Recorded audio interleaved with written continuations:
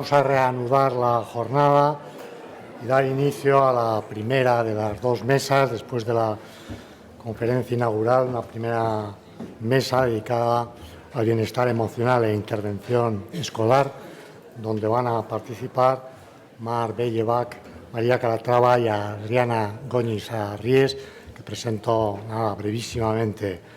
Mar Bellevach es doctor en psicología y profesor titular de personalidad, evaluación y tratamiento psicológico aquí en la Universidad Pública de Navarra.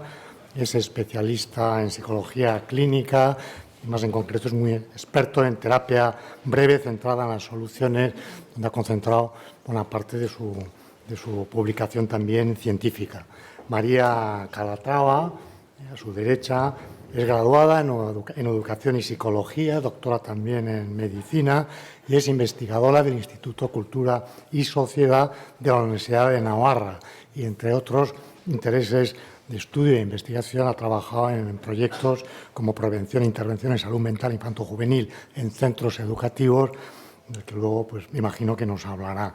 Y Adriana Goñis Arries es psicóloga clínica en la Red de Salud Mental del Servicio Navarro de Salud, Sonsavidea, es impulsora junto a Almudena Sánchez Villegas, decana de la Facultad de Ciencias de la Salud aquí en la Universidad Pública y que se disculpó también porque habría querido estar en el acto de apertura y le coincidía con un acto institucional, impulsora, junto a Almudena, del proyecto Sésamo, seguimiento de estudiantes de secundaria para valorar la salud mental y la obesidad, financiado por el Instituto de Salud Carlos III y también con fondos europeos.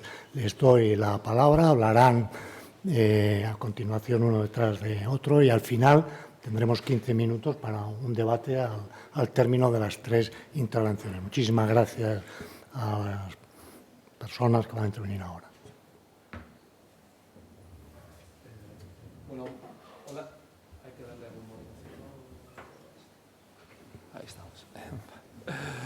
Hola, buenos días. Muchas gracias a la Cátedra Aprender y Casi por la invitación a estar aquí. Yo que he empezado el día bastante azul, oyendo a Pablo, ya he ido pasando al verde, incluso al amarillo al final. Además me ha encantado escucharle. Me preocupa que ahora mi hablar un tanto seco y germánico va a contrastar mucho con el gracejo andaluz de Pablo, pero bueno. En cualquier caso voy a hacer solo una aportación muy modesta que yo creo que puede tal vez ilustrar algunas de las cosas que él ha planteado al final e incluso hacer también de puente a las experiencias prácticas que vamos a ver en la segunda mesa redonda. Quiero contaros primero un poquito cómo es que supongo que he acabado en esta mesa. Yo en el año 2013 yo hacía docencia sobre psicoterapia en Salamanca, soy psicólogo clínico, como decíais antes, y terapeuta familiar, y me vine aquí a Pamplona y resulta que salió una plaza de técnicas psicológicas de intervención en la escuela, que era una asignatura de magisterio. La parte de técnicas psicológicas me interesó mucho, me presenté y empecé a dar docencia de esa asignatura. Pero yo venía de un ámbito diferente, más clínico, más de terapia familiar, con lo cual, aparte de hablar con colegas, con orientadores, con gente del ámbito de la educación, en las primeras clases que di en el 2013, me puse a preguntar a los alumnos de tercero de magisterio. Y yo lo que les preguntaba era qué problemas habían encontrado en las prácticas que habían hecho, que habían visto como dificultades en el aula, primero, y hacer una lista por grupos de esos problemas. Luego la segunda pregunta, ¿cómo se explicaban ellos esos problemas? Y me llamó la atención que a la hora de contestar a la primera pregunta, ¿qué problema teníais en el aula?, salían respuestas como estas. O sea, no, pues que en clase se juntaban 3 niños con TDAH y se montaban unos follones tremendos. O decían, bueno, es que había un niño con TEA que es que, claro, casi nunca participaba y solo le dificultaba mucho la tarea a la profesora. O decían, no, es que teníamos un TOC en clase. Y yo recuerdo la primera vez que oí esto, me interesó mucho. Dije, ¿cómo es esto del TOC? O sea, ¿cómo es un TOC? ¿Qué color tiene? ¿Se anda, se mueve? ¿Cómo es un TOC? Y los alumnos no acaban de entender muy bien mi pregunta, ¿no? Es decir, había en alumnos de tercero de magisterio un lenguaje muy cosificador, muy de entender los problemas emocionales y las dificultades en el aula como algo que tenía que ver con algo que estaba mal dentro de la cabeza de la persona. Y cuando revisaba las explicaciones que ellos daban a esas situaciones que habían detectado en sus prácticas, pues las dos predominantes eran, una, el atribuir los problemas a un trastorno mental, y otro, atribuirlo a problemas en la familia.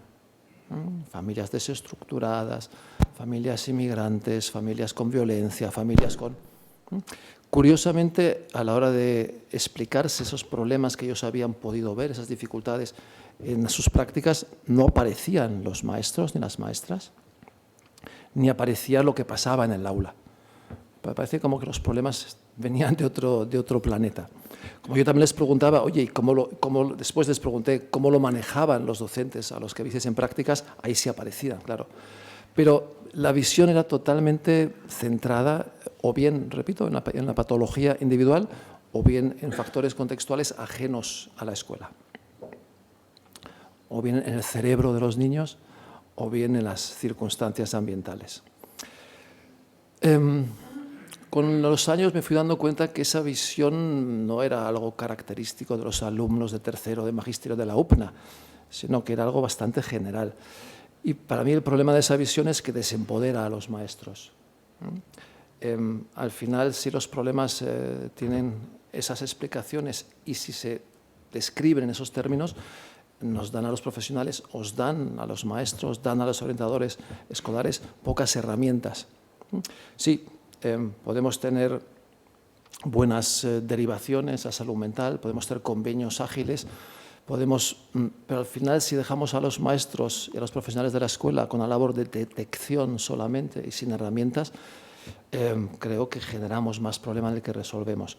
Y eso es lo que me llevó a mí a plantear la asignatura básicamente como trabajar con los alumnos, por un lado, técnicas de manejo del aula, cognitivo-conductuales, básicamente, apoyo conductual positivo, y también centradas en soluciones, que son las que a mí personalmente me interesan más. Y también me animó a dirigir TFMs. Y con los TFMs todos dirigidos a hacer intervenciones en el aula. Y también a colaborar con colegas, con Mar Guerrero en Salamanca, con Hans Jara en Perú, por ejemplo, con colegas en Chile, para hacer también pequeños proyectos de intervención desde la curiosidad, en realidad, de ver qué pasa si hacemos cosas un poquito diferentes. Y esto es lo que yo os quiero contar hoy. La idea es mi idea era entonces cómo empoderar a los docentes para que puedan hacer algo más que detectar, que derivar, que hablar mal de las familias o que usar este lenguaje peculiar para hablar de esos trastornos mentales. Claro, al final, digo, no era un problema obviamente de los alumnos de magisterio, no es un problema de los profesionales de la educación, que bastante tienen con lidiar con todo lo que lidian. Hablabais antes del burnout en la escuela, sino que es un problema que tiene que ver con el modelo, con el paradigma imperante. Ese modelo que detectar, evaluar, diagnosticar e intervenir o tratar. Y esa concepción médica que en psicología también ha sido predominante muchos años, al final, por algún motivo, en la escuela también yo creo que ha acabado como imponiéndose esa visión tan monádica, tan centrada en el individuo y tan biológica en realidad.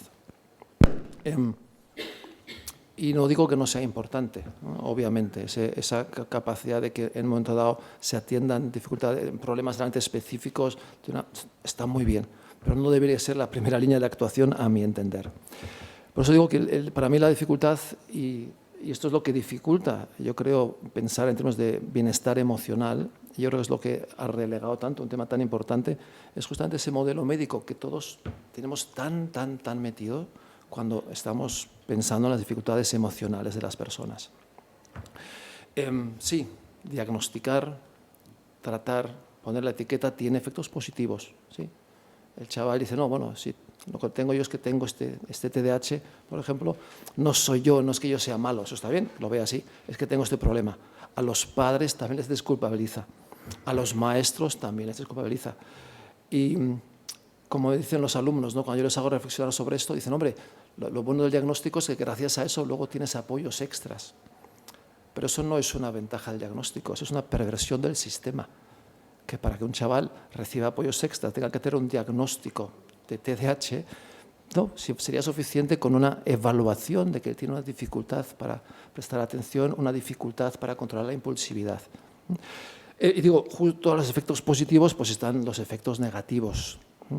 Digo, en este país, donde somos el país de Europa que más antidepresivos se consumen, digo, esto los adultos, pero en el ranking de consumo de medicación por parte de niños y adolescentes he preferido no mirar dónde estamos, pero estamos muy altos también, seguro.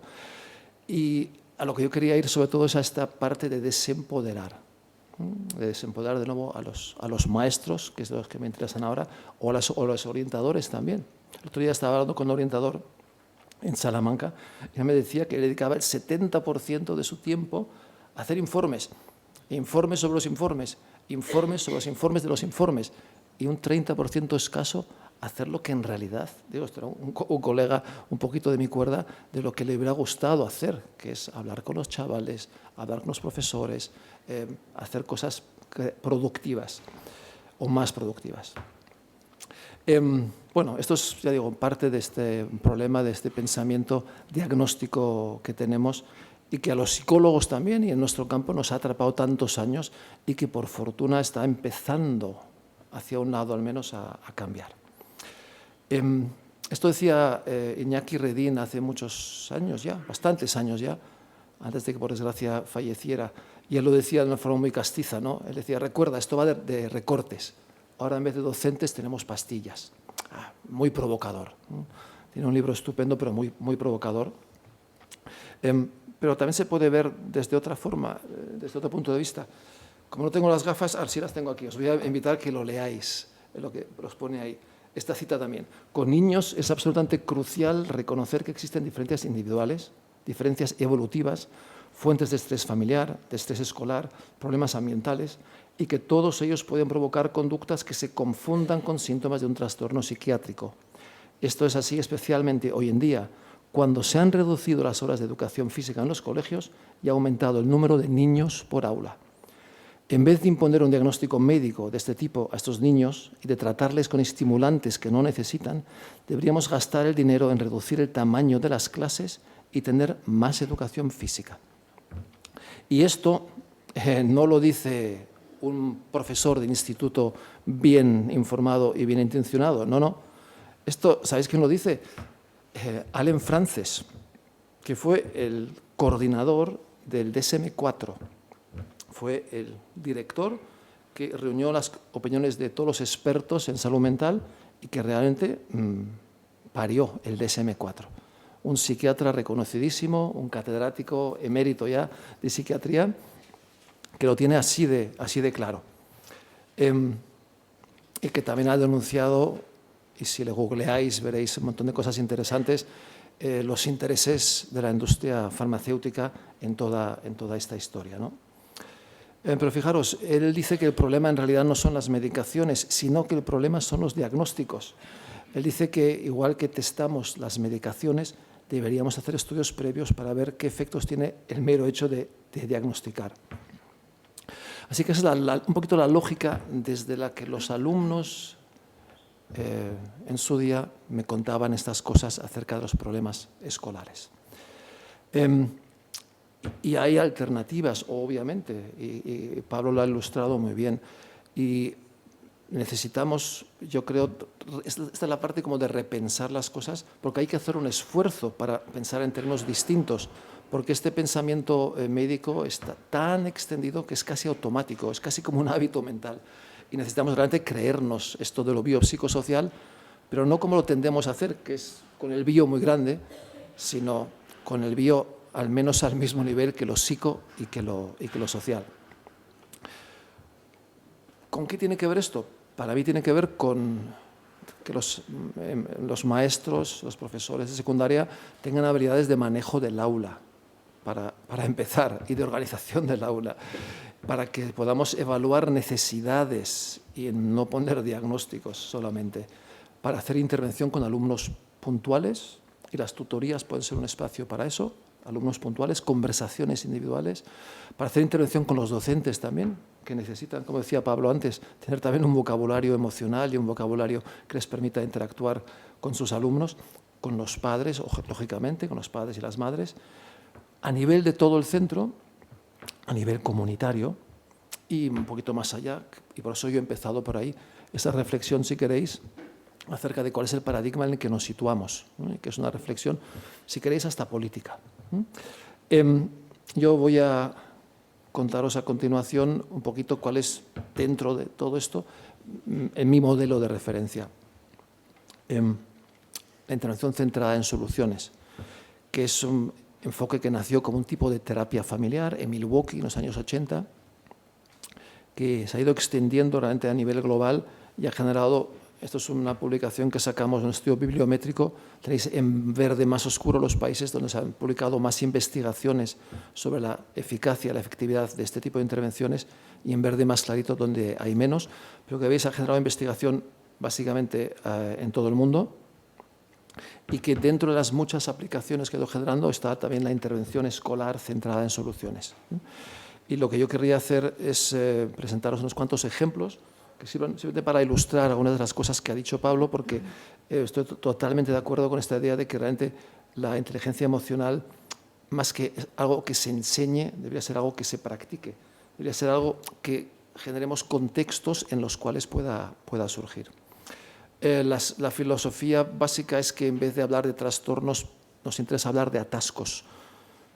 Ante una dificultad, ante las muchas dificultades que plantea la vida y que plantea la vida también a niños y adolescentes, pues si respondemos con una solución que no funciona, a veces sucede que persistimos en eso que no funciona, y cuanto más insistimos en ello, más problemas se genera y se van creando círculos viciosos que atrapan al chaval, a la chavala, al niño, al adolescente, a sus padres y a los maestros. Y que a la hora de desatar esos nudos podemos trabajar un poquito más con la parte de las soluciones sin necesidad de meternos tanto en el análisis de los problemas. Hay una idea, y es que hablar de problemas aumenta problemas. Hablar de soluciones aumenta las soluciones. Por eso a mí me encanta cuando se habla decía creo que la representante de educación, hablar de buen trato. En vez de hacer campañas contra el bullying, hacer campañas a favor del buen trato. Sí, porque si hablamos mucho de bullying, creamos más bullying. Y si hablamos de buen trato, y no solo hablamos de él, creamos buen trato. Y en este planteamiento lo que hacemos es eso, hablar, es una intervención basada en la interacción, en la conversación y en las dinámicas grupales también. Es un enfoque donde el profesional hace preguntas más que dar respuestas, donde los protagonistas son nuestros interlocutores, que pueden ser los niños, los alumnos, o pueden ser los padres, o pueden ser los mismos docentes, los compañeros, etc. Y es un enfoque contextual. Esa visión contextual de las emociones encaja muy bien ahí también. Y donde un contexto relevante es la familia, pero el otro contexto relevante es obviamente el aula y lo que pasa en el aula y lo que pasa en los pasillos y en el resto del centro. Un enfoque muy centrado en el futuro, en tratar de encontrar salidas y ver a dónde queremos ir, más que de dónde venimos. Y un enfoque que cree en las fortalezas de nuestros interlocutores, de los niños, de los padres, de los maestros, de los centros. Incluso en las situaciones más desesperadas, esa capacidad, esa resiliencia, esos recursos que se trataría de potenciar. Ejemplos prácticos de esto. Voy a ver cómo ando de tiempo. He puesto aquí el cronómetro. Ando fatal.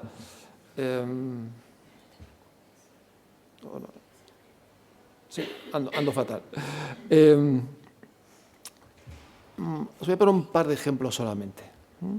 Como intervenciones individuales, pues se pueden hacer muchas cosas, pidiendo al niño que en una caja de arena, por ejemplo, represente cómo le gustaría que fueran las cosas en su familia o en su clase, y ayudándole luego a conversar sobre qué cositas se pueden hacer para acercarnos a eso. Utilizando escalas con los niños, pidiendo que se coloquen donde están. Me gustaba mucho el esquema de las emociones con los colores, ¿no? Esto está un poco más soso, en blanco y negro, pero también esa idea de que el alumno se pueda situar y que pueda ver también dónde quiere estar y que hablemos sobre cómo avanzar hacia allí. Escalas para niños, escalas para adolescentes con números negativos, por supuesto, y un sótano tenebroso. A los adolescentes les encaja mejor. Donde podemos dar diplomas, certificados que reconozcan el esfuerzo del chico o de la chica. Y más allá de eso, a mí me gusta muchísimo el enfoque de Ben Furman,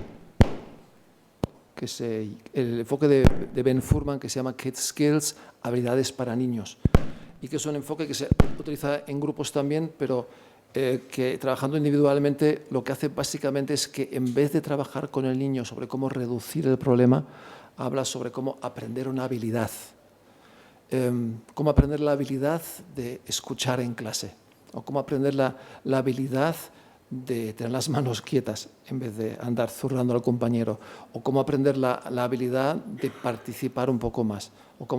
Entonces, y este proceso lo hemos hecho lo han hecho alumnos en algunos TFGs, haciendo sus propios cuadernos de trabajo con el chaval, donde siempre se empieza viendo qué habilidad quiere aprender el chico. Y a lo mejor ese chico que es violento y que pega a otros niños, cómo quiere aprender a llevarse mejor con o a tener mejor cara con, etc. Entonces, eso es un tipo de intervención individual muy clásica, que cuenta con ayudantes. Con el niño se habla de qué ayudantes le van a ayudar en su proyecto de aprender la habilidad, donde se habla desde el principio sobre cómo se va a celebrar esa habilidad, donde se entregan diplomas, etc. Yo os quería contar, os cuento una cosa más, ¿puedo contar? Digo, intervenciones con el grupo clase, por ejemplo. A mí me gusta contar mucho porque es el colegio en el que está mi hija, aunque este trabajo se hizo en el Colegio de San Francisco, una sección de castellano. Niños de infantil, donde había un tema de cierta violencia verbal de los niños. Antes sabían tacos muy impresionantes que yo no sabía utilizar a mi edad, y un lenguaje a veces realmente muy agresivo entre ellos. Y estos niños se encontraron un día esta nota en el colegio. Decía: por favor, niños y niñas, bajad al sótano del colegio. Tengo una misión para la clase de 5 años de la Escuela San Francisco. Ahí bajaron, esto lo hizo una alumna de FM, bajaron al sótano, menos un niño o dos que les dio miedo bajar al sótano y se quedaron arriba, estaban ligeramente asustados. Y ahí encontraron un puzzle que armaron, y ese mensaje armado les pedía ayuda, ¿no? Había una momia de Egipto que necesitaba ayuda para volver a Egipto de nuevo, y para eso necesitaba que los niños colaboraran entre ellos. Fueron desenrollando la venda de la momia y hablando sobre cómo les gustaría que fueran las cosas en su clase, sobre cómo les gustaría, niños de 5 años, cómo les gustaría que fuera el trato en la clase, cómo les gustaría dirigirse los unos a los otros, cómo les gustaría que unos a otros se ayudaran. Y esa descripción del futuro es algo que luego se utiliza como la referencia y hacia dónde avanzan los niños. Y en este caso se les pidió a los niños que siempre que vieran a un compañero, a un compañerito, a una compañerita haciendo alguna de esas cosas deseables, esas cosas del futuro preferido, no les podíamos pedir que lo apuntaran en un papel, eso con ellos mayores sí, pero que avisaran a su tutor o al alumno en prácticas para que lo apuntaran en el papelito y meterlo, pues ¿dónde? En un sarcófago de momia. Y cada semana se revisaba los avances y se elogiaban los avances, y se utilizaba una escala para ir recogiendo cómo el grupo avanzaba hacia el futuro. Entonces, un ejemplo de intervención con su celebración final, aquí lo veis, preparando la celebración final y con todo ese ritual a lo largo de 6, 7, 8 semanas. Y ese tipo de dinámicas de trabajar con toda una clase, de negociar el futuro que quieren, de tenerles muy focalizados en los avances y lo que hacen bien, es creo un buen ejemplo de intervención centrada en soluciones que genera bienestar emocional. no porque se hable directamente de él, que estaría muy bien también, sino porque se generan situaciones en las que el énfasis está en el otro lado, no está en los problemas, sino que está en las soluciones y lo que aporta cada uno. Y esto mismo, ya terminó, se puede hacer con niños mayores. Es otra experiencia, por ejemplo, ya en primaria, con la máquina del tiempo. O se puede hacer con todo un centro educativo. Aquí tenéis en Perú los alumnos poniendo post-its sobre todo lo que esos profesores hacían bien, en un estudio con 2 centros. Uno se hizo la intervención y en otro no, en un centro, en un área bastante problemática de la ciudad de Trujillo. Y fijaros cómo llenan el pabellón del colegio de notas positivas a los profesores, como paso previo para trabajar con los profesores para que ellos también puedan dar un feedback positivo a los niños y generar cosas diferentes. O la experiencia que ya no os voy a contar en La Alberca, una pequeña población de Salamanca, donde trabajamos con 2 centros educativos, pero también incluimos al cura y al alcalde, que participaron en esta negociación, en esta recogida de datos, siempre sobre cosas bien hechas, cosas que aportaban, etcétera, como una forma de mejorar el clima emocional en el aula, pero también en el pueblo. Un pueblo pequeño y muy bonito que os recomiendo visitar cuando vayáis por Salamanca. Gracias.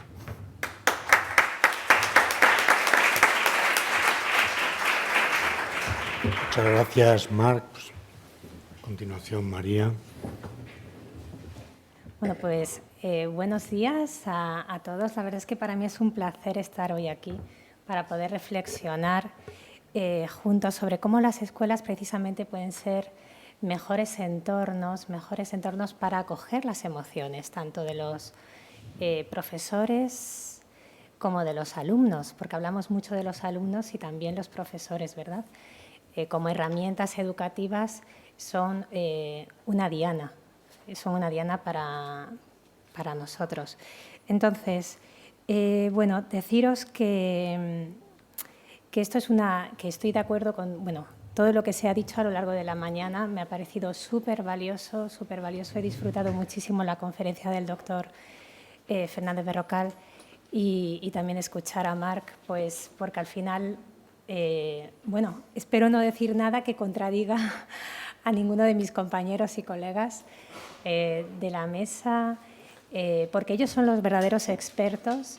Yo solo pretendo transmitir en mi conferencia de ahora, en este rato, perdón, no me he puesto el tiempo, pues digamos, un panorama más bien teórico, porque he formado parte, pues como investigadora, he sido parte del equipo de investigación de un proyecto que precisamente, lo tengo aquí, es un proyecto de transferencia del conocimiento titulado Revisión y valoración de políticas de prevención e intervención en salud mental infanto-juvenil en centros educativos. Y esto es lo que a mí, vamos, me capacita para estar hoy aquí hablando a un público tan selecto y tan sabio y que no necesita, muy probablemente, tanto estar aquí como otros que no están, ¿no? Bien, empezar diciendo que todo lo que voy a decir hoy aquí está mucho más ampliamente, lógico, en un documento que es el que expresa la diapositiva y que está en acceso abierto, que es un informe ejecutivo donde mostramos los principales resultados del proyecto. O sea, nosotros todos los materiales que hemos generado en este proyecto de transferencia, que ha durado 12 meses y donde hemos estado involucrados pues un equipo de 5 o 6 personas, los tenemos en acceso abierto. En DADUM, el repositorio científico de la Universidad de Navarra, se puede encontrar todo. Informes ejecutivos, resúmenes de fichas de todos los programas bueno, ahora contaré un poquito más, de los programas de bienestar emocional y de prevención de salud mental que hay en España, en Reino Unido, en Estados Unidos. Han sido los 3 países en los que nos hemos centrado. Y también tenemos materiales de formación para el profesorado, porque esto es un proyecto de transferencia que también ha buscado eso, ¿no? el generar unos materiales de transferencia para mejorar esas competencias. Entonces, tened en cuenta esto, ¿no? Que todo lo que voy a transmitir hoy ya está publicado, se puede descargar, bueno, y todo lo que voy a transmitir y mucho más, y que lo que transmito no es mi opinión y no es simplemente, fijaros, lo que hay publicado a nivel de literatura científica, sino que también hemos querido en este proyecto entrevistar a profesores, orientadores, a expertos, o sea, a expertos de universidad. No hemos podido entrevistar a todos, porque si no hubiéramos entrevistado también al doctor Fernández Berrocal, pero tenemos una amplia muestra de personas, tanto a nivel nacional como internacional, que han contribuido con su opinión a todo este conocimiento. Entonces, las conclusiones las voy a poner ya de inicio, porque las conclusiones son muy sencillas, vamos, bastante sencillas. Voy a intentar leer un poco para no salirme del guión, porque ya veo que llevo 3 minutos en la introducción. Las conclusiones son básicamente 3. O sea, basándonos en las encuestas a los profesores españoles, tenemos que transmitir que la mayoría refirieron no sentir la necesidad de formarse para aplicar programas de bienestar emocional. ¿Por qué? Muchos consideraban que esta responsabilidad no debería de recaer sobre ellos. Ya tienen muchas cosas, ¿no? Y esto es algo que, además, en intervención del público ha salido antes, ¿no? De hecho, algunos incluso nos llegaron a manifestar que se oponían rotundamente a asumir esto, ¿no?, argumentando que no forma parte de su papel en el sistema educativo. Entonces, queríamos partir un poco de esta realidad, ¿no?, sino cómo empezamos a construir, ¿no?, sobre castillos de nubes, ¿no?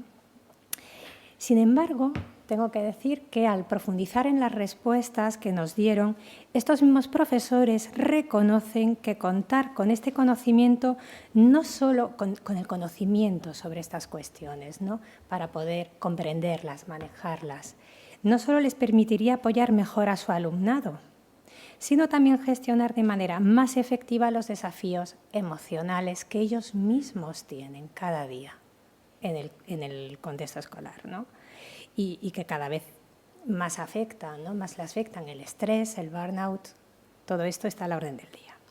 Entonces, bueno, dejando de lado estas percepciones que son interesantes porque eso es lo que hay en las cabezas del profesorado, ¿no?, la evidencia científica, y ahora contrasto con lo que dicen los estudios científicos, ofrece una perspectiva diferente, un tanto diferente. Los estudios demuestran, sobre todo a nivel de promoción de la salud mental, del bienestar, y sobre todo en primaria, más que en secundaria, demuestran que precisamente los programas de bienestar son significativamente más efectivos cuando los implementan los propios docentes. Esto se debe en gran medida a 2 cuestiones: al vínculo de confianza y de continuidad que los profesores pueden dar al programa con esos estudiantes. Una relación que no puede ser replicada tan fácilmente por agentes externos. Además, integrar el bienestar emocional como una competencia transversal, que esto también es algo que ha salido esta mañana, dentro del currículum escolar, no solo potencia el aprendizaje, sino que también contribuye al desarrollo integral de los alumnos, ¿no? Desde las asignaturas, no desde todas a lo mejor se tiene la misma facilidad, pero poder integrarla en las asignaturas como un contenido transversal daría muchísima potencia a esto. No hay que decir, no lo traigo entre las conclusiones de los estudios científicos, pero yo he sido docente 9 años, docente en 3 colegios de educación primaria. Y la principal herramienta de gestión emocional y de gestión de aula es el profesor.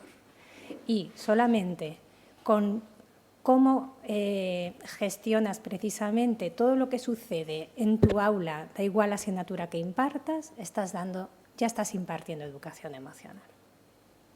Esto es una cuestión mía que ahora mismo ya me venía. Bueno, de todas maneras, esta cuestión del implementador, quien da la formación, quien implementa el programa, es una cuestión controvertida, ¿eh? Porque, ya digo, no siempre todos los estudios señalan esto, ¿no? Por ejemplo, como está aquí el doctor Fernández Berrocal, hago bastante alusión a él, pero mientras le escuchaba, pues quería revisar un poco qué conclusiones habíamos obtenido sobre Intemo Plus, y en su caso hemos identificado cómo psicólogos externos al centro con entrenamiento específico consiguen muy buenos resultados. O sea que no todo tiene que recaer desde luego sobre el docente y la cuestión, esto es maravilloso porque nos permite poder abordar esta necesidad desde diferentes modos y perspectivas, ¿no? La segunda conclusión precisamente iba a esto, ¿no? A que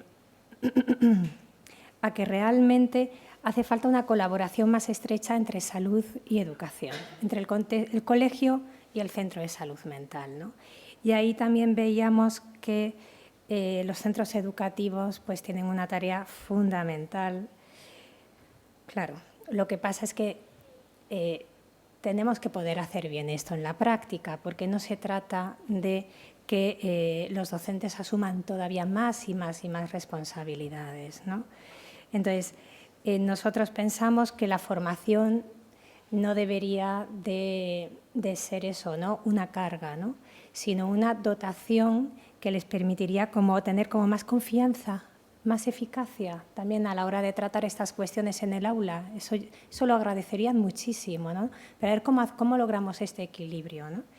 Y entonces, en esa línea va, en esta diapositiva, lo otro que me queda, el Mental Health First Aid, que es una especie de protocolo de emergencia, porque, claro, nosotros pensad que hemos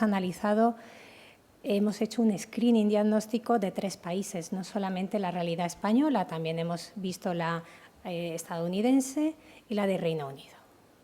Y nos ha abierto mucho los ojos, son países muy diferentes en cuanto a prevalencias de dificultades de salud mental, normativas. La normativa hay que tenerla en cuenta. O sea, no es una cuestión solamente de buenas prácticas a nivel psicológico, es que la normativa ya marca muchísimo lo que puedes hacer y lo que no puedes hacer, lo que debes hacer, cómo lo atiendes. Y en esto son 3 países que no se pueden comparar. Desde luego, España no se puede comparar con los otros 2. Yo conozco menos los otros 2, pero bueno, lo que hemos aprendido. Pero te ilumina muchísimo porque, aunque no sea el mismo contexto, ellos hacen cosas que aquí no tenemos y que a lo mejor cabe replantearse también, ¿no? Entonces, esto de los protocolos de emergencia, voy a intentar resumirlo muy rápidamente. Bueno, en estos países, como digo, existen instituciones como esta, Mental Health First Aid, y otras, lo que pasa es que esta es muy importante, encargadas de impartir esta formación. Y esta formación está como diseñada para preparar al profesorado. O sea, el profesorado recibe esta formación, todo el profesorado, es una formación obligatoria para el profesorado, para la identificación y manejo de crisis emocionales. Claro, en España es que todavía carecemos de esta formación obligatoria. Y bueno, incorporarla, ¿por qué no? Desde luego sería un paso definitivo, me parece a mí, para garantizar que los docentes pudieran estar mejor preparados para actuar eficazmente ante estas cuestiones cuando se dan en el aula. Entonces, esto, bueno, y por qué no decir, también para prevenirlas. No solamente hay que actuar cuando hay crisis, sino para prevenir la crisis. Yo creo que te complementa una visión muy necesaria del profesorado como agente preventivo y también un poco como agente interventor, con sus límites, porque no se trata de que suplante al psicólogo en absoluto, ¿no?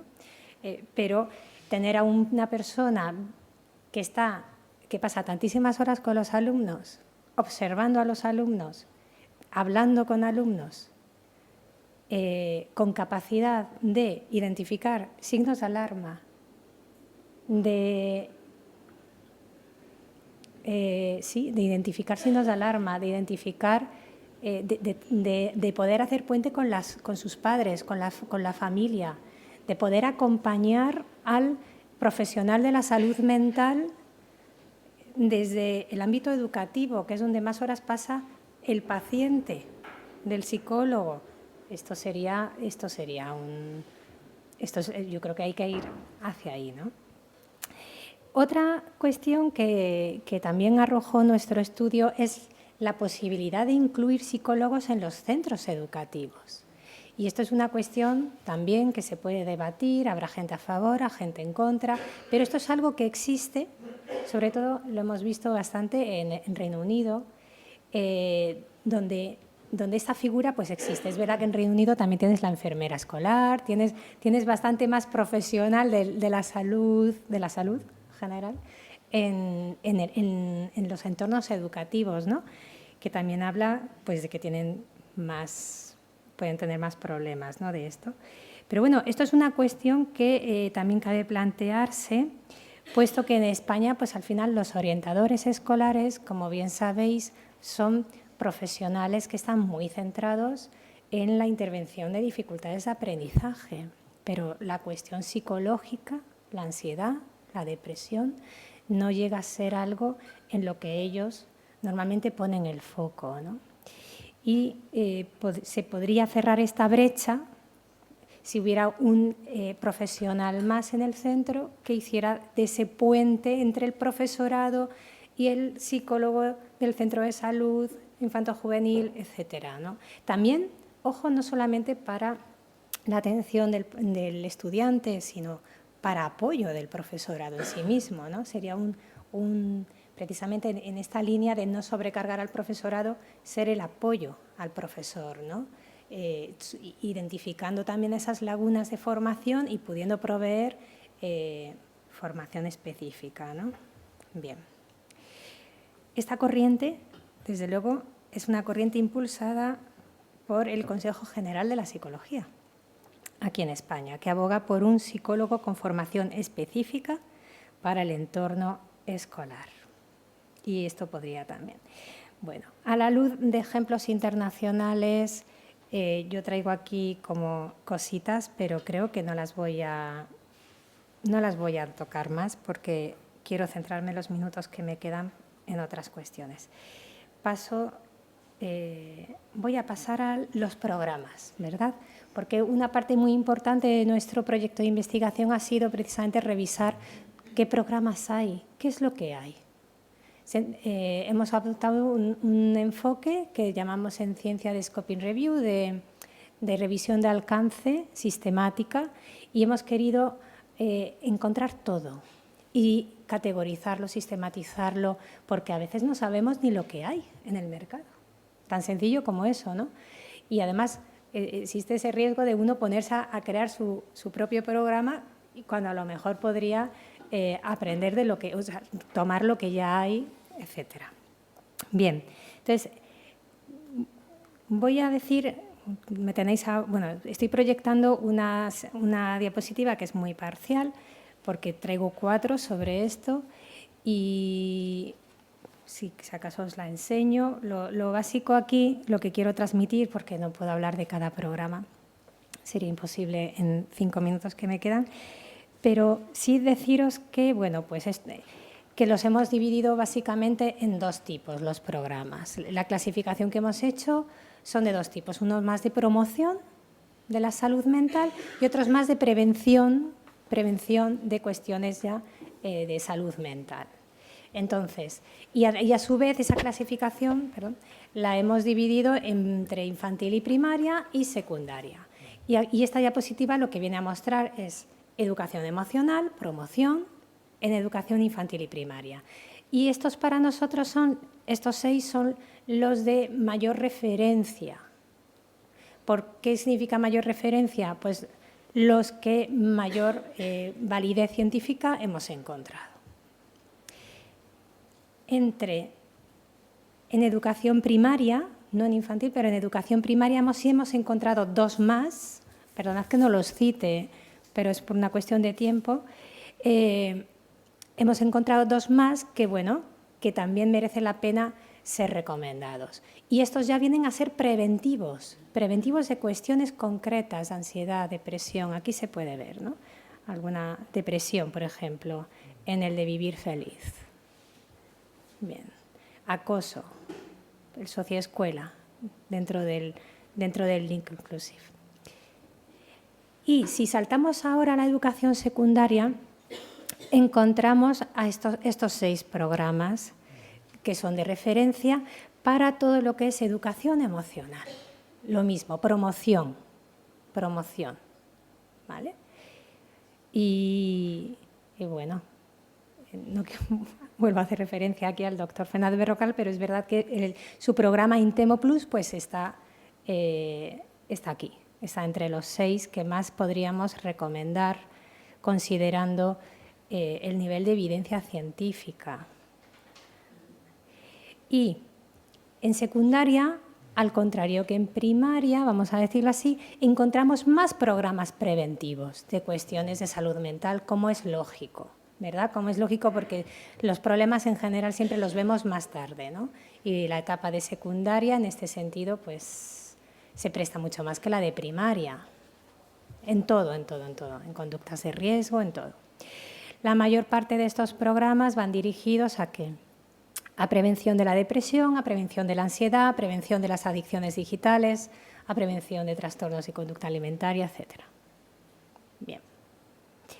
Y luego que sepáis, no me voy a detener, que también hay unos programas socioemocionales que son internacionales y que hemos conseguido adaptar al contexto español. Citaría básicamente estos 2, Ruler y Incredible Years, también DBT en Schools, pero vamos, que hemos hecho también ese esfuerzo. Sí es cierto que voy a atreverme, antes de atreverme, decir también que entre esos programas preventivos internacionales adaptados al contexto español, estos 4 son muy importantes también, porque tienen una grandísima evidencia científica detrás. Desde luego, hemos importado 4 que, es Super Skills, esto enlaza con buenas prácticas que Marc ha contado, ansiedad y depresión, el UPIE, Kiva y el JAM, Youth Aware of Mental Health, para prevención del suicidio. Sí es cierto que hay un programa que me detengo 20 segundos, que es Friends, tiene varias versiones, en concreto este artículo habla de Friends for Life, que puestos a hacer un esfuerzo de traer algo más que sabemos que funciona fuera y que no lo tenemos en España, me gustaría presentarlo como desde luego como una gran sugerencia. Si alguien aquí en los presentes quiere hacer una tesis doctoral adaptando un programa y validándolo al contexto español, pues aquí tiene una oportunidad, yo veo un nicho para hacer una investigación precisamente en este campo, ¿no? Y es que sí lo tenemos, sí existe en español mexicano, pero habría que hacer su adaptación al español de España y a nuestro contexto cultural, que lógicamente es distinto, ¿no? Pero el programa Friends pues es un programa que merece la pena detenerse en él un poquito porque cubre 3 ámbitos fundamentales que son escolar, familiar y social. Tiene una visión pues muy extensa, ¿no? Y tiene también mucha evidencia científica detrás. Bien, y ya para ir acabando, porque además creo que ya estamos sobre el tiempo, entonces pues ya acabo. En un segundo acabo, deciros que como material de transferencia y para intentar cubrir esa brecha que hay entre el colegio y centros de salud, hospitales, pues hemos generado unas fichas para primaria y para secundaria que lo que quieren es precisamente tratar son fichas de buenas prácticas para capacitar al profesorado, van dirigidas al profesorado, para capacitarles precisamente en comprender mejor los problemas más comunes de salud mental y además son fichas por TOC, ya me entendéis, ¿no? Bueno, pues es verdad que a lo mejor estamos favoreciendo así la estigmatización, espero que no, la cosificación, espero que no, pero es verdad que tienen que poder identificarlo, señales de alarma y cómo actuar de manera adecuada. Yo soy responsable de una asignatura en la UNAF, que es Educación para la Salud, en la infancia y la adolescencia, en el grado de educación, y estas fichas este año es el primer año que están disponibles, son material de estudio y de examen, de mis alumnos que en diciembre, el 9 de diciembre, tienen su examen sobre esto, porque me parece fundamental, o sea, sí por lo menos implementarlo yo, ¿no? Pero animar también pues, al profesorado universitario a incorporarlo, aunque no esté en los currículums, precisamente porque tiramos de planes de estudios antiguos. Y bueno, nada más. Yo pues creo que lo dejamos aquí y daros las gracias pues, por vuestra atención.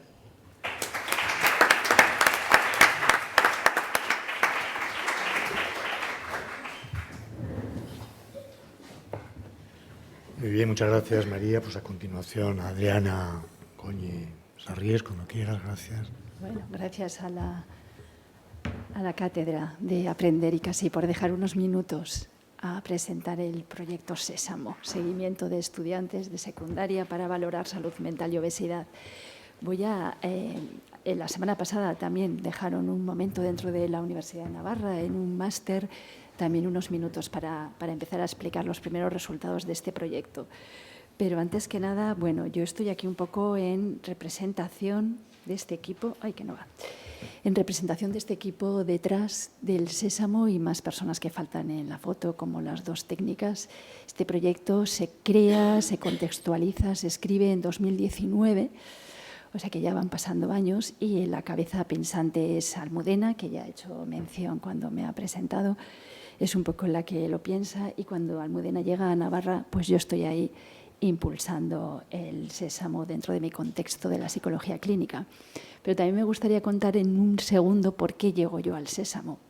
Yo me dedico a adultos, trabajo en un hospital de día de adultos y mayores y estaba ya bastante alejada del mundo adolescente, ¿no? Y yo llego un poco a este proyecto, cuentan conmigo y desarrollamos las escalas, muchas de las variables que vamos a estudiar.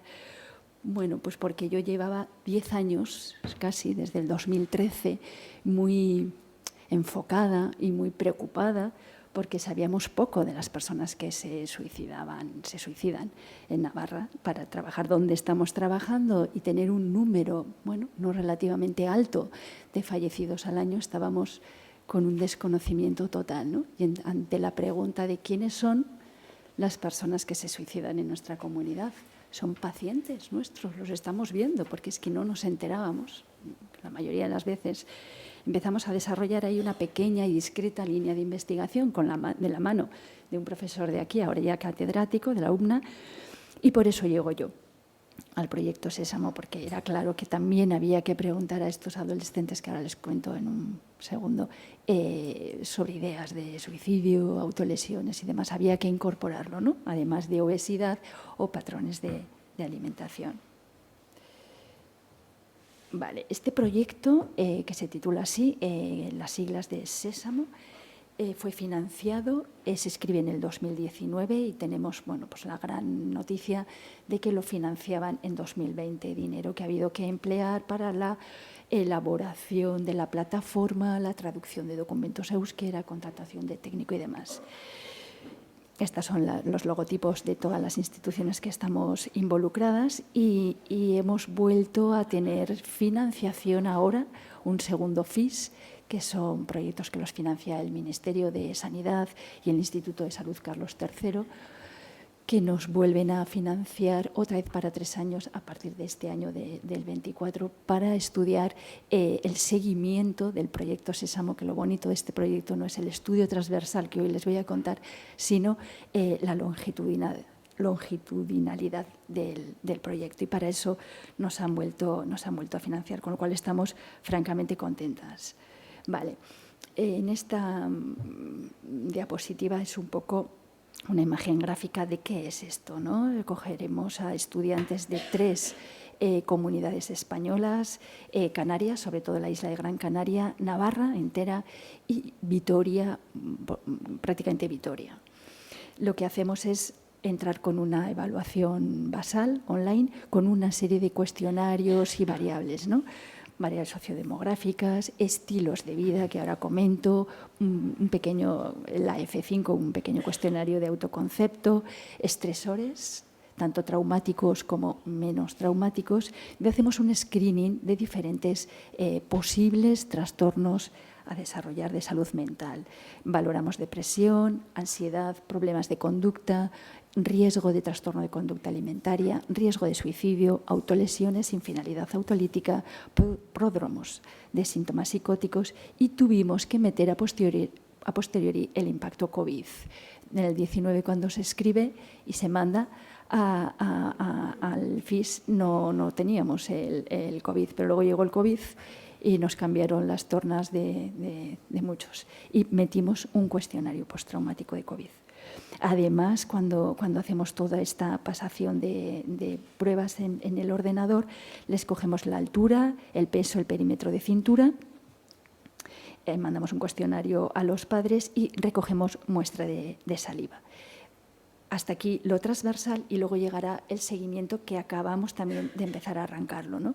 Ahí les vamos a preguntar y únicamente a través del móvil y mucho menos tiempo, porque si no, no nos van a contestar, cambios en el estilo de vida, posibles cambios en salud mental y posibles nuevas enfermedades o enfermedades que hayan debutado en ese transcurso. Y les queremos seguir cada 3 años hasta que cumplan los 25.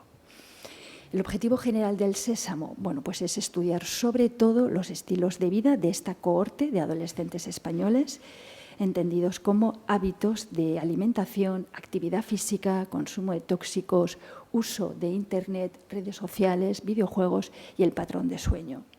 Y con eso queremos ver si hubiera asociación entre esos estilos de vida y un posible screening de debut de trastorno mental o de enfermedades físicas, obesidad o hipertensión. También vamos a analizar, y de hecho ya estamos ahí, determinar si determinados determinantes sociales, como las ACEs o los AVEs, se podrían asociar con la presencia o no de un posible trastorno mental a 2 años.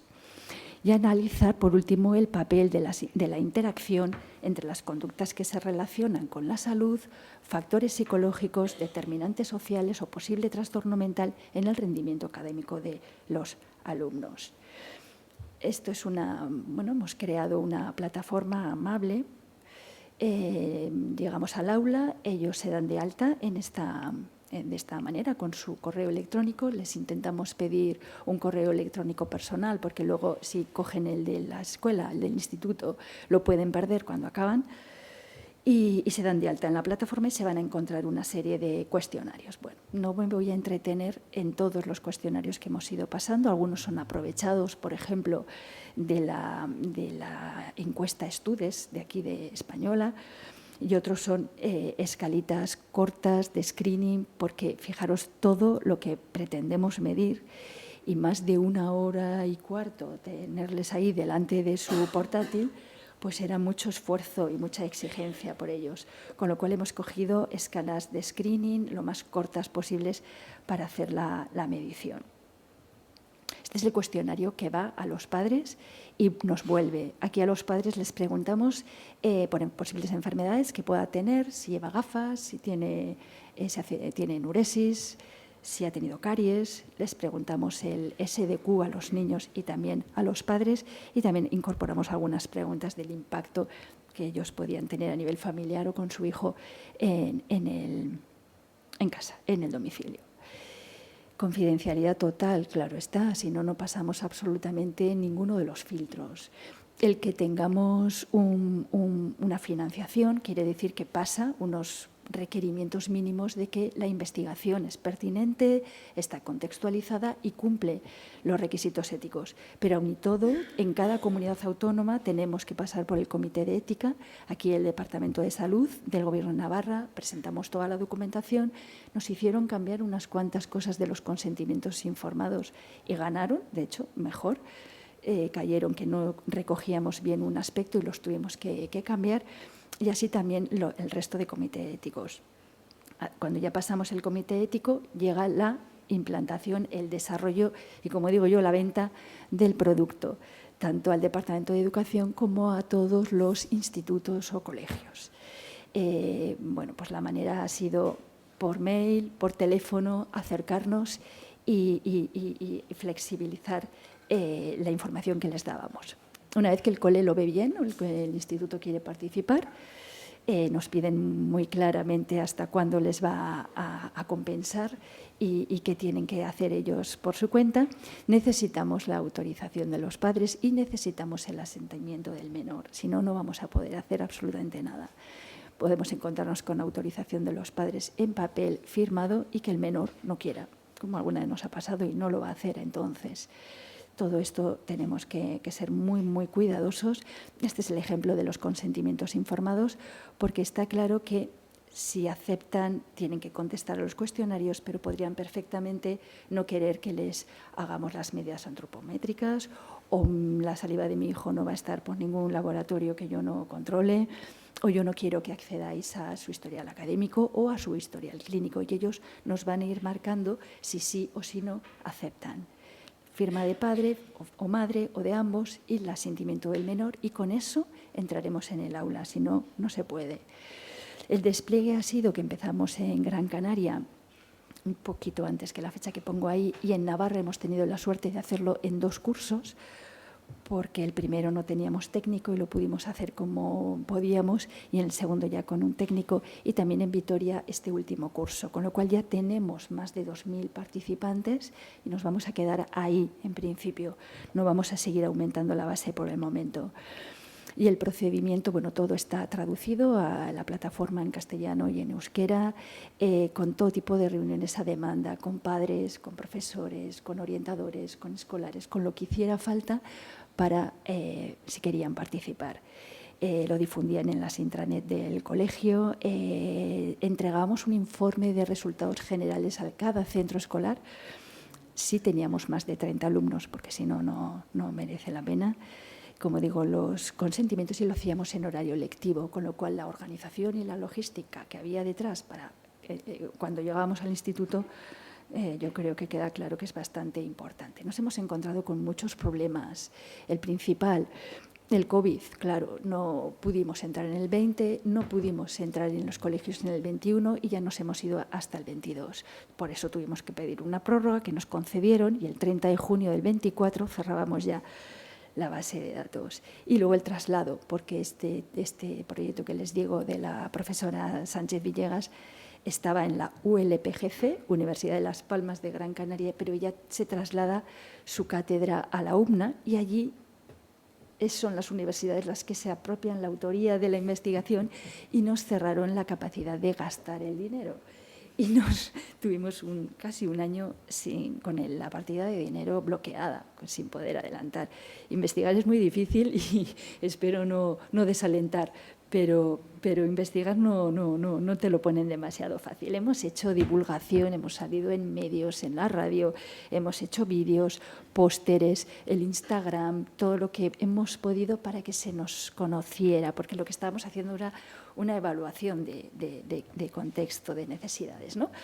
El contexto del sésamo, bueno, como no voy a tener demasiado tiempo, ¿verdad?, pues me lo voy a saltar, ¿no? Pero bueno, si como tienes la presentación la puedes mandar.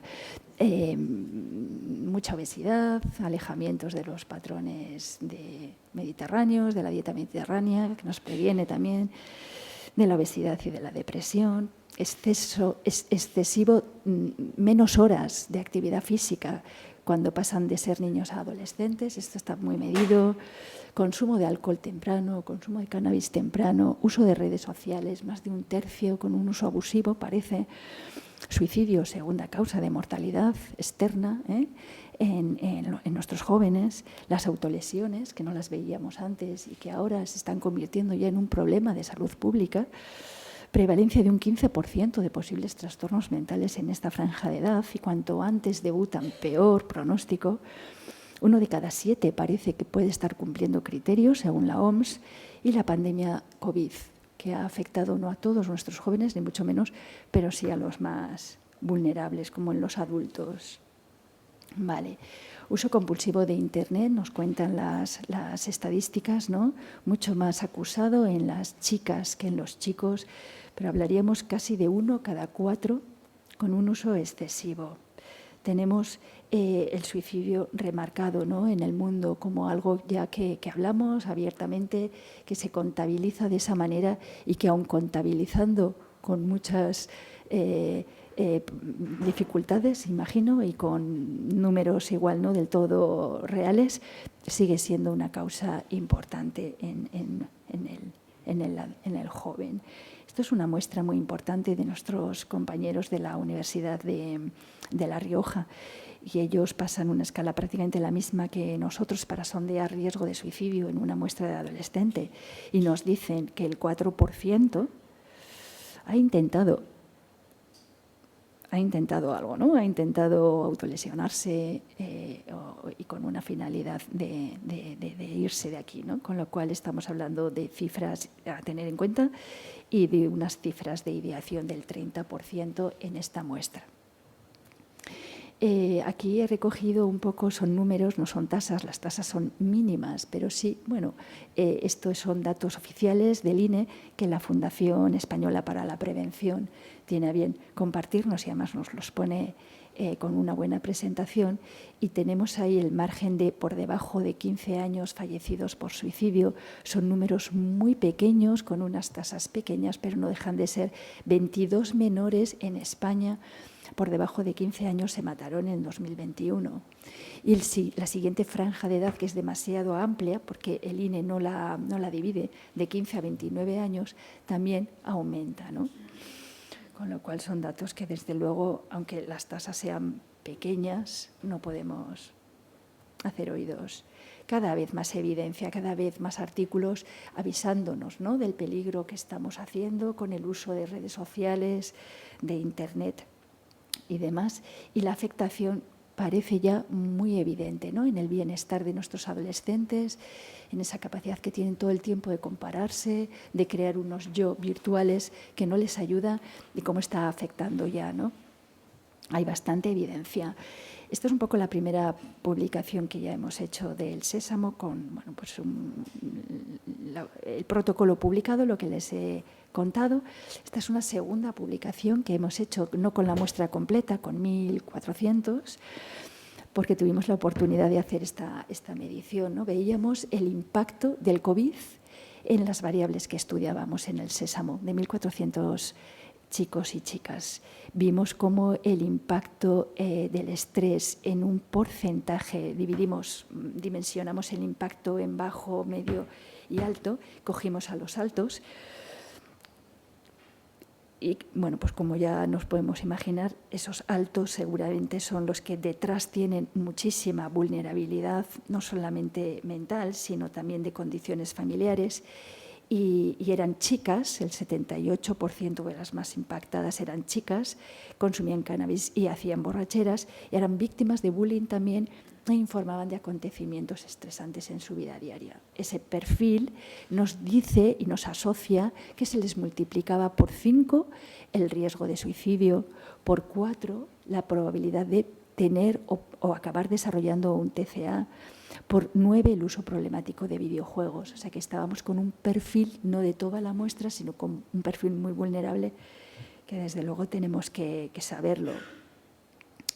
En esta muestra de Sésamo tenemos un 45% de chicas y 55% de chicos, y vemos la prevalencia de las autolesiones no suicidas. Yo les llamo NSSI para abreviar, en el lenguaje más anglosajón, que son esas autolesiones que las veis seguramente en clase y cada vez se ven más, como el 20% de las chicas nos están diciendo que se autolesionan, y un riesgo de suicidio del 13,5% en las niñas y de 10% en los chicos. Bueno, ahora estamos trabajando muy mucho, yo en concreto estoy con este tema, y estamos viendo la relación entre los estilos de vida y las autolesiones no suicidas, y también estamos trabajando con el riesgo de suicidio, y les traigo unos pequeños primeros datos, pero que vamos a intentar ya escribirlos en forma de artículo. Hemos visto ya que la actividad física, el uso de pantallas, la conducta sexual de riesgo, la calidad del sueño y la somnolencia diurna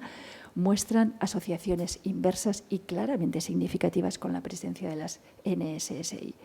Asociación inversa significativa quiere decir que a mayor uso de pantallas, mayor probabilidad de tener o desarrollar NSSI.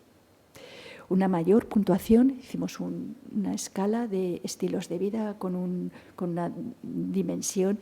A mayor puntuación en el estilo de vida asociábamos con una reducción de la OS de presentar NSSI del 71%, que es un dato muy alto, muy importante, y además independientemente de si reportaba sintomatología depresiva o no. O sea que si quitamos la influencia de la depresión del chaval, como esto es transversal, nosotros no podemos ver si es causa-efecto, pero sí que podemos quitar variables que yo sé por los resultados estadísticos que me pueden estar confundiendo, y una de ellas es que esté deprimido, que esté ansioso. Si quitamos eso, sigue saliendo muy significativo estilos de vida con la posibilidad de tener NSSI. El sexo no nos modificaba el efecto. Si podemos poner como hipótesis que los estilos de vida podrían ser marcadores de riesgo para poder desarrollar una NSSI, si podemos hipotetizar eso, la capacidad que tendríamos para predecir eso sería similar tanto en chicos como en chicas, a pesar de que las chicas se autolesionan más, ¿vale? Lo siguiente que estamos trabajando son los determinantes sociales y el riesgo de suicidio, y hemos visto que se comporta de manera diferente en chicos que en chicas. En chicos se asocia a abuso físico, a impacto de los acontecimientos estresantes que hayan podido vivir y a la convivencia con padres que a su vez hayan tenido intentos de suicidio o hayan fallecido por suicidio, y a los padres que consumen en ese momento alcohol o drogas. En el siguiente modelo lo ajusto de nuevo por depresión y perdemos significación, con lo cual en los chicos la depresión es una variable mediadora muy importante, ¿no? Pero se sigue manteniendo que los factores, los síntomas depresivos actúan como posible mediador, y que el abuso físico, independientemente de la depresión, sigue siendo significativo para que un chaval tenga riesgo. Acabo enseguida. Y con las niñas es distinto. Con las chicas nos encontramos que se asocia al posible riesgo el abuso emocional, el haber sido desatendidas por sus padres y el mayor impacto de los eventos estresantes. Y en ellas, independientemente de la depresión, mantenemos significación con el abuso emocional y el impacto de las aves. Y concluimos por el momento, que estamos todavía con datos transversales, que lo bonito del Sésamo va a ser ver cada 2, cada 3 años, fidelizar esta población y seguirles preguntando a ver cómo se van desarrollando. Por el momento no podemos hablar de causalidad, cómo el impacto del COVID sigue afectando, cómo algunos estilos de vida poco saludables parece que nos pueden servir de marcadores de riesgo y los vamos a tener que tener en cuenta con la presencia de las NSSI. Y que los factores asociados a riesgo de suicidio en este momento son diferentes en los chicos y en las chicas. Y ya, me paro aquí.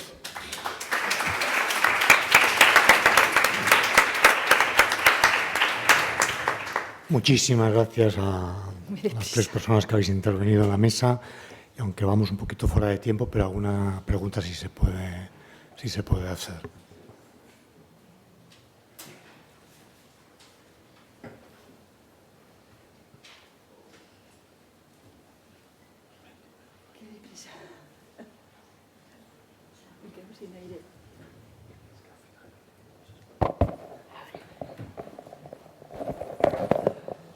Hola, buenos días a los 3.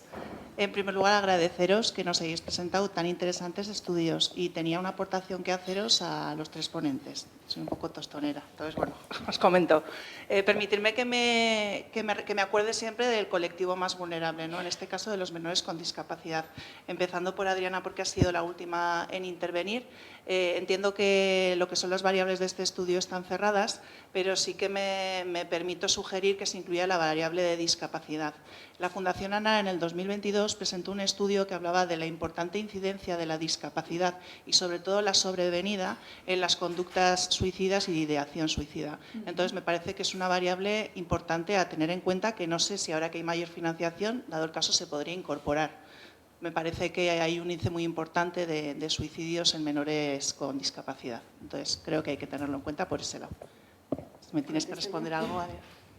Discapacidad como tal no la medimos, pero sí que nos hemos encontrado en centros escolares que tenían, ¿cómo llaman? UCES. Las UCES y las UTES, efectivamente. Que han intervenido. Y en un aula tuvimos a un niño haciendo los cuestionarios con la profesora terapéutica, ¿cómo llaman? Sí, sí. Con él ayudándole. Vale. Hemos tenido. Sí, me Hemos parece tenido con TDAH haciendo, yo no lo sabía, nadie lo sabía, pero les ponían un poco de ayuda, o una de nosotras en el aula nos decían, este niño no va a poder, y lo manteníamos. O sea que los padres que querían participar con alumnado escolarizado en los centros que han participado con algún tipo de discapacidad lo podían hacer. Vale. Pero cojo la sugerencia. Sí, porque además me parece que a nivel de resultados creo que daría un cambio significativo, de verdad. Entonces, bueno, ahí lo dejo. En cuanto a María, en relación a la presentación que has puesto, que has hablado, ponía en una diapositiva que era importante mejorar la colaboración entre salud y educación. Yo creo que ahí faltan agentes locales y sociales, porque en este caso echo de menos a asuntos sociales, del Gobierno de Navarra en este caso, y la colaboración del tercer sector. El tercer sector a día de hoy actuamos como un organismo de interlocución. Somos los que acogemos a las familias en toda su diversidad.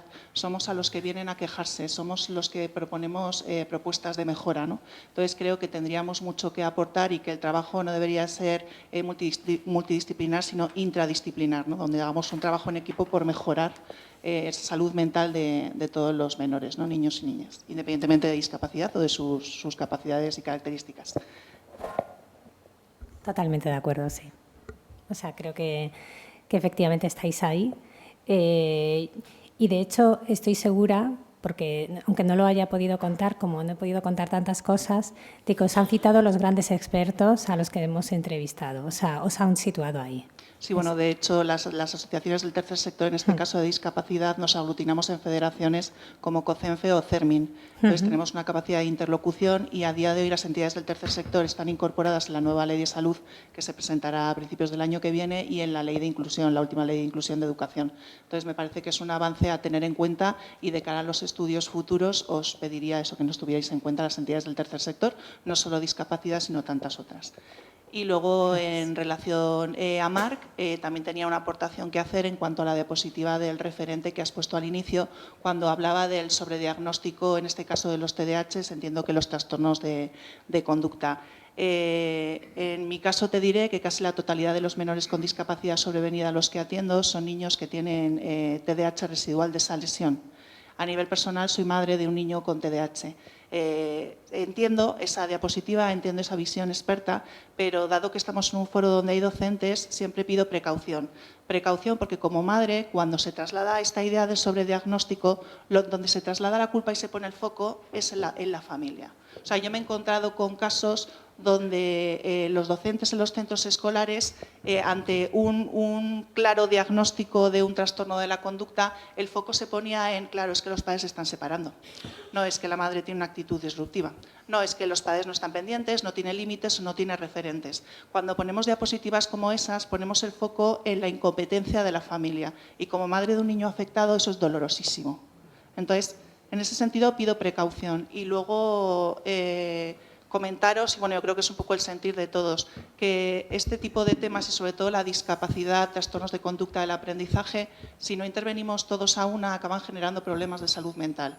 Y aquí abriría un poco el melón o la brecha desde esta visión un poco reivindicativa de sentarnos todos a valorar si la atención en la salud mental infanto-juvenil que estamos dando a día de hoy es suficiente o claramente insuficiente. Y os lo digo como responsable de una entidad del tercer sector y como madre afectada, porque ver a un niño o niña cada 3 meses en una consulta de seguimiento es claramente insuficiente y que sepáis que esas familias llegan a las consultas a hacer ese seguimiento costeando sesiones de terapia privadas todas las semanas. Que sepáis que a día de hoy los profesionales del Servicio de Salud Mental Público de Navarra derivan a hacer terapias al entorno privado y esto merma de forma muy importante la calidad de vida de las familias y el nivel socioeconómico de las familias. Gracias.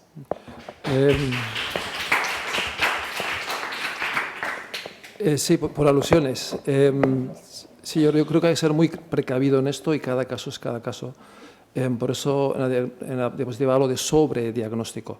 Y no es una crítica a los padres, faltaría más. Es una crítica, por un lado, a los profesionales y, por otro lado, a una ideología excesivamente medicalizada. Obviamente hay chicos con diagnóstico de chicas de TDAH que realmente sin medicación tendrían graves problemas. Por eso hablo de sobremedicación, no hablo de que la medicación en sí misma sea necesariamente negativa. Es una cuestión mucho más cultural, aunque yo entiendo que se pueda tomar un tanto personal.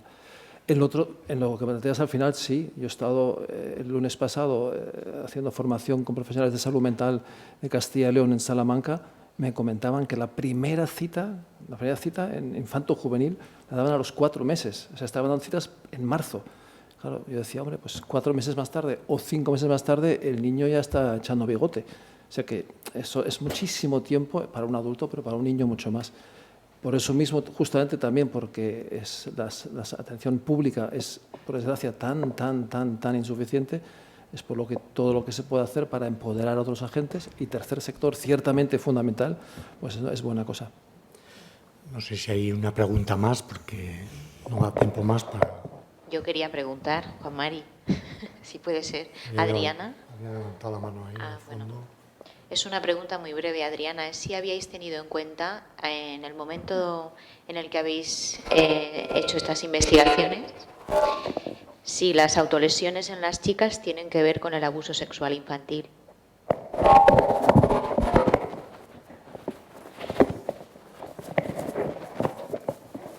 Lo hemos medido, sí. Y no sale significativo. Sí sale con el cómputo global de abusos, pero no solo con el sexual, sino con el abuso físico, abuso emocional, abuso sexual, negligencia y violencia de padres. Ahí sí que sale, pero entero, no únicamente con abuso sexual. Sí sale, sí. Claramente asociado. Gracias. Bueno, muchas gracias por las exposiciones, gracias por los trabajos que nos presentáis.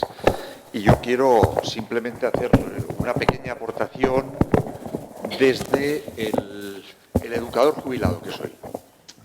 No docente.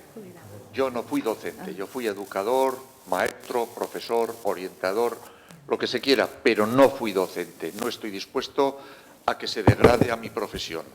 Yo decidí con la adolescencia hacerme maestro de escuela. Después hice otras cosas. Y desde ahí hablo, porque claro, se está hablando de la prevención desde la escuela. Yo la echo en falta en las exposiciones y en las investigaciones, la estoy echando en falta. He hecho en falta el clima escolar, por ejemplo. De eso no sé si se ha investigado algo. He hecho en falta palabras como se consigue más con miel que con hiel, que al fin y al cabo es lo que se ha dicho, pero realmente mirando antes, no recuerdo quién ha sido, mirando hacia adelante más que mirando hacia atrás, las respuestas rápidas, las soluciones, la implantación de soluciones, no sé cómo lo han dicho, rápidas. He hecho en falta palabras como reconocimiento al profesorado, reconocimiento a los chavales. Habrá que decirles, se ha dicho por encima, más o menos, que habrá que mirar lo que tienen de bueno para edificar sobre ello. Pero volvemos a los diagnósticos, volvemos a lo que les falta. Pero que estamos en la escuela. La escuela tiene que preparar mirando al futuro, no mirando al pasado. Igual tenemos que saber los diagnósticos de los chavales.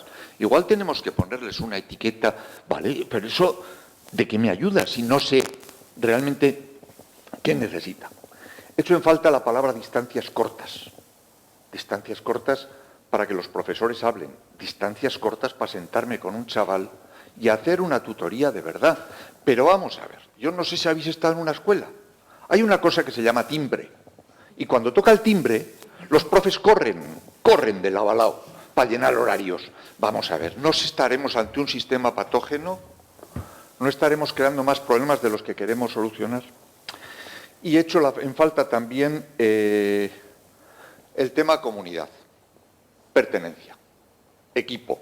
Chavales, estáis en el mismo equipo, estáis en el mismo pueblo, estas cosas las he hecho en falta. Entonces, yo no sé si hay investigaciones sobre esto, pero hay sentido común. La escuela es el lugar donde los chavales, con sus profesionales, van a estar bien, o es un lugar en el que no hacemos más que correr. Estresógeno, acelerador, con tareas, porque no hay Dios que acabe con lo que a uno se le pide. Y venga, vete a casa y mete no sé cuántas horas de estudios. Pero todo esto, realmente hablabais de la neurociencia, pero ¿qué dice la neurociencia de todo este montón de prisas? No lo veo en las investigaciones, simplemente lo echo en falta y tal vez ahí tengamos un campo real de trabajo. Desgraciadamente, bueno, yo ya estoy jubiladísimo, pero me tocó leerme tropecientas leyes, tropecientas, y ninguna metía la nariz en todo esto. Igual, lo realmente innovador es el generar ese ambiente en el que estudiar sea un placer, en el que ayudar a los compañeros sea un placer. Y yo, que tengo mis dificultades, he hablado aquí bueno, no voy a emplear la palabra discapacidad, que no me gusta mucho, pero se habla de tener dificultades con una materia, con dos o con todas. Convertir eso en parte del equipo. Igual tenemos ahí la labor más importante. Y no se ha hablado tampoco de las emociones, bueno, sí que se ha hablado, pero creo que es el melón que realmente se comenzó a abrir hace unos años aquí en Navarra y no sé si se ha terminado de abrir, el tema de las emociones del profesorado y su papel en todo este berenjenal. ¿Cómo se están tratando? No tengo ni idea en este momento. ¿Cómo se están tratando? Y después, por fin, estar en la educación no formal, que es en lo que estoy ahora como voluntario, la verdad es que te da una visión especial de toda la educación emocional y de todo este berenjenal. La escuela como institución, la verdad, no solo tiene que cambiar de vestido, tiene que cambiar de arriba abajo. Muchas gracias. Yo creo que muchas de las cosas